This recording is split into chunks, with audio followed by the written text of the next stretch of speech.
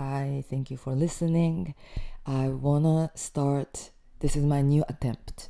I wanna share stories here and there, my own personal stories, and how I see things, and how, um, by sharing, my intention is by sharing my stories, little stories, or my practice, or certain tips uh, to connect to spirits. I mean, I'm not really talking about how to connect to spirits, but I want to share how I see things, and how um, I think magic and miracles are everywhere, and signs are everywhere. So this one particularly is about certain stories and certain tips on how we see signs and synchronicities, and how we can get guidance from them.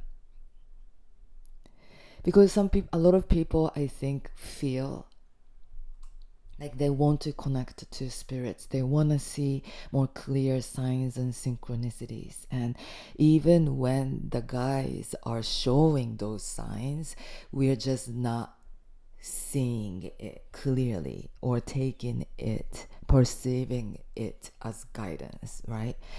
So the other day, I taught a yoga class, and I came out of this class, and I usually have this little store that I go to. And usually there are not that many people in that store. Usually the line is short, and then I buy some stuff, and then I just leave, right?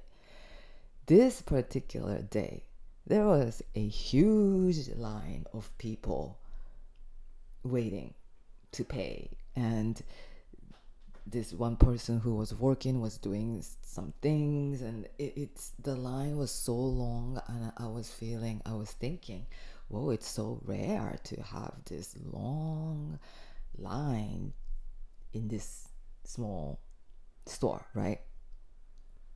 But I was like, well, but I'm not in hurry or anything, so I'm just gonna wait. And then I was waiting, and I paid for it, and my time came, and then I just left. And when I left, because of that timing, I ran into a situation that triggered me. It brought up a lot of deep feelings because of me running into that situation. And I was like, why did that have to happen in that moment, right? I just felt like that was just so divinely guided. Even that universe delayed my exit from that store, and so that I had to run into this situation that was very triggering for me. And then I just had to sort out, like, why, whoa, like, deep emotions. Okay, somehow that had to happen, but I was just processing it. It took me a few days to process that, to be honest. But after that process, I really came to the other side, right? I came out from the other side. But even after that, I went to my bike, right? After running into a little challenging, triggering situation, I went to get my bike, and on my bike, on the saddle of my bicycle, there was somebody left a cup, the coffee cup. Something was still left inside, but that cup was sitting on top of the saddle of my bike. I'm like, okay, who left it there? I don't know, but I had to take that cup out of my saddle to ride this bike. I took that as a sign. I took that just how I explained just now. In order for me to ride this bike, to ride this spaceship of my own life, I had to remove something out of me, out of that saddle, out of that driving seat, out. Unless I take that out, especially in relation to my circumstances, I just witnessed that triggering thing, right? I need to relieve, take that trigger out of me in order for me to step into that leveled up new chapter. That's how the universe speaks to us. That's how the spirit speaks to us. To regular, normal mind, it can be, this is nothing. What a unfortunate coincidence. What a unfortunate thing that I had to go through that. Or even like when triggering moments come up, when triggering thing can happen in life, we can be like, why the heck this had happened? Why the heck? Who the hell leave empty or like the coffee cup on somebody's saddle of the bike and then leave that behind? Like nobody was there when I got my bike, right? That rare, weird coincidence are how our spirit guide and the universe speaks to us, and we cannot take those moments lightly. This is a bit, I don't, I mean, you can take those signs as lightly, but I take them very seriously, and I take them as a sign, and I work with that when that happens. So that day and the next day, I just felt a little off, right? Off centered because of that little challenging trigger that I had to face and experience. But in those moments, I'm like, okay, the universe is testing me. This is a very powerful time, right? Whatever happens right now, up to that point of Pluto ingressing into Aquarius, the universe is testing us. The Pluto is testing us. Are we choosing to continue to keep this trigger as your trigger, that trauma as your trauma, as this, as whatever, right? Like, those are a powerful portal. Those challenging situations are a powerful portal that we can step in to transcend beyond the old chapter, right? Out of that old chapter of our lives into that next new chapter. And then when you come out of that challenge and when you really work with transcending that density into that frequency of light, the miracles, more miracles starts to show up. Very, like, miracles I easily witness is like trains or transportation, right? The next day or just a few days after, I had to take a train, and then time was running, kind of, I was kind of running late.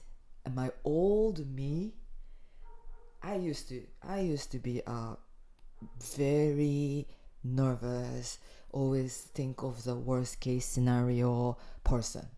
I would freak out of certain things, and if I have to get to the yoga class a certain time, and then if the train is not coming, and then if I might go late, right? Like I would start to freak out. Should I leave that?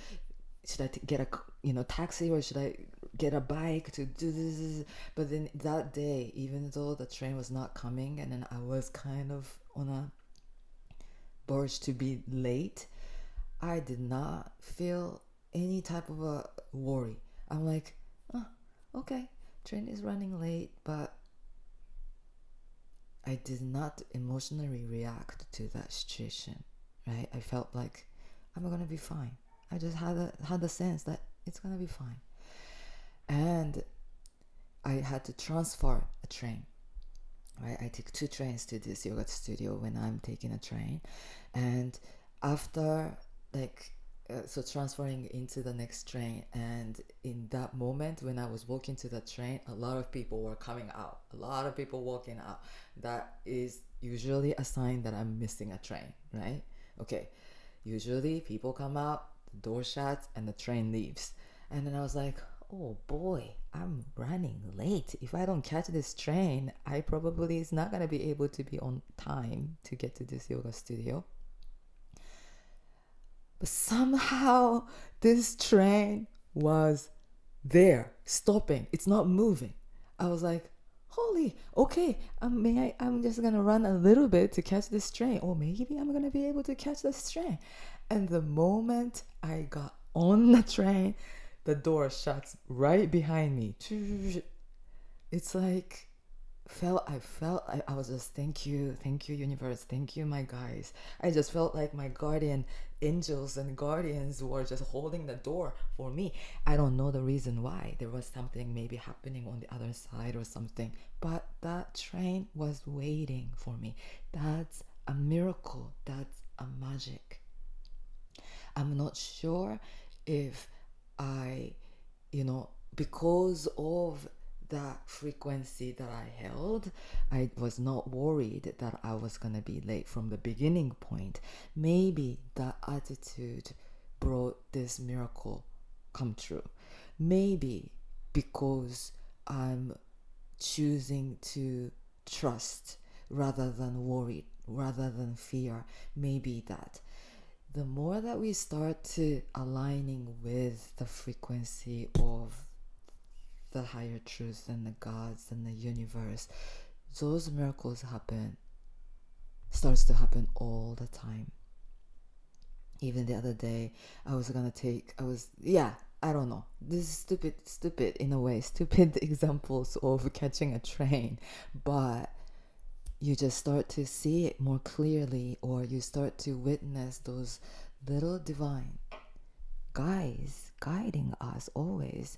When I'm in a car or something, when I'm running late, I tend to always run late anyway. But then I had to I have to be on a car taxi to get to somewhere, and when time is running kind of on a verge, I ask my dragon guide to take me fast there. I think of the dragon moves fast, right? Dragon rides the current of the cosmos and they fly through the sky.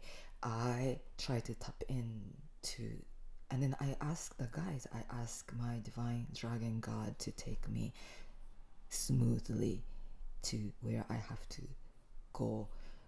And most of the time,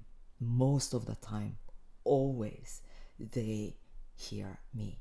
And then the estimate arrival time may be just, I can arrive a few minutes before the estimate arrival time, always, when I ask my dragon to take me there, get me there. Guides and guardian angels and the dragons and the cosmic force, when we ask, they listen. And those little things can be quickly manifested. So I would love you to start tapping in and more. Start asking angels, start asking dragons, the mystic dragons, and whoever you ask. Maybe some of you do that practice often, but yes, it's true. And know that signs are shown in a very weird ways, but taking them as cosmic signs rather than just random coincidence is the practice that we want to tap into if we want to tap into more spirit more, if we want to tap in to receive more signs and guidance from the cosmic realm, the first practice that we have to do is take that like very stubborn mindset of, oh, that's nothing, that's just a coincidence, that's just whatever, right? Our mind is gonna keep telling us the story of realistic physical reality, right?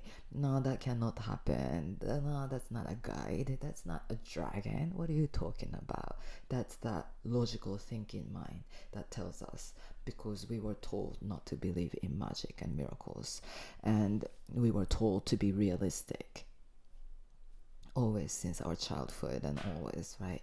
I mean, the power of magic was only connected to the God in a religious form, and that's why anything outside of the power of God in Christianity or in the religious set, it was nonsense, right? That's how a lot of things happen. But I'm not talking about religion. If you believe in a God, Jesus, or whoever, that's beautiful too, right? Whatever we believe